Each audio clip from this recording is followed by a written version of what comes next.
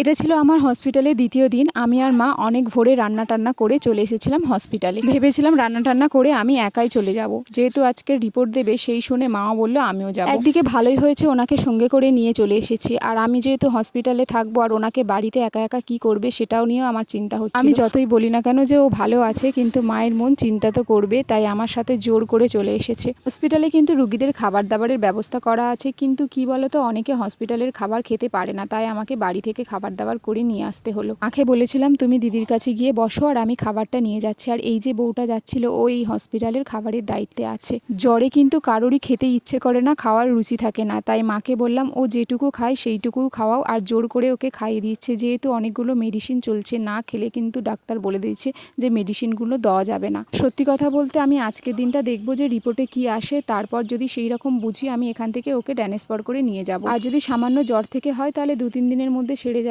যেহেতু আমি বাড়িতে প্রাইভেট ডাক্তার দেখিয়েছিলাম কমেনি, কিন্তু আমার মনে যে আশঙ্কাটা চলছে যদি সেটা হয় এখান থেকে আমি একদমই রাখবো না। 10-12 বছর ওকে যেহেতু পিজিতেই দেখায়, তাই ভাবছি আমি ওকে পিজিতেই ভর্তি করাবো। কিন্তু অনেকেই বলছে যে পিজিতে ভর্তি হওয়াটা কিন্তু অতটাই সহজ নয়। জানি ওখানে ভর্তি করা এতটা সহজ নয়, ওখানটায় ভর্তি করতে গেলে এখন দালালের প্রয়োজন, টাকা দিতে হবে। যে সমস্যার জন্য ওকে পিজিতে ভর্তি করাবো ভাবছি, সেই রিপোর্ট যদি আজকে ধরা পড়ে তাহলে ওকে পিজিতে ভর্তি করতে কোনো অসুবিধা হবে না। ভগবানের কাছে কামনা করি সেই সমস্যা যেন না হোক, আর রিপোর্ট যেন শুধু জ্বরের কারণে ভালো আসুক। তো দেখা যাক কখন রিপোর্টটা দেয়। আমি আর মা তো বসে আছি রিপোর্টের জন্য, কখন দেবে তাও জানি না।